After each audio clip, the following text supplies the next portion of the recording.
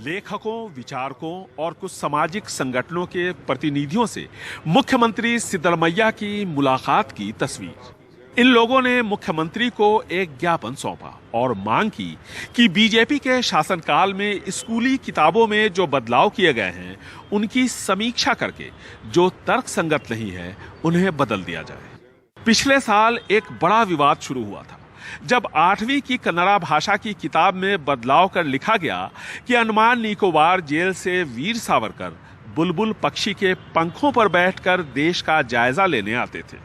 इसी तरह सवाल कुछ मुकदमों पर भी उठे कि पुलिस ने सरकार की शह पर कार्रवाई की। मुख्यमंत्री सिद्धरमैया ने लेखकों को भरोसा दिलाया कि नफरत की राजनीति बर्दाश्त नहीं की जाएगी, मोरल पुलिसिंग के खिलाफ सख्त कार्रवाई की जाएगी, बच्चों की सोच पर गलत असर डालने वाले विषय पाठ्यक्रम से हटाए जाएंगे।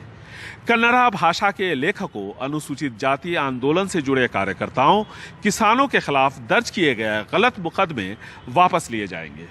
We will have to do that because it is all distortion of history and the way the textbooks were written were definitely with an ideology in mind.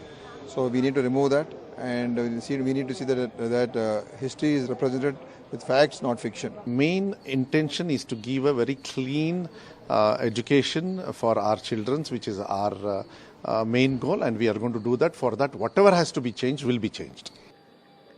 सवाल उन दो कानूनों को भी लेकर उठ रहे हैं जो बीजेपी शासनकाल के दौरान पिछले 3 सालों में बनाए गए थे, जैसे धर्म परिवर्तन रोकथाम कानून और कर्नाटका मवेशी वध रोकथाम और संरक्षण कानून, जिसे गौ हत्या रोकथाम कानून के तौर पर जाना जाता है। बीजेपी का कहना है कि राज्य की मौजूदा कांग्रेस सरकार बदले की भावना से कार्रवाई कर रही है। Many vindictive measures and decisions are being taken by the Siddaramaiah government. He started with, we will not entertain political vendetta politics.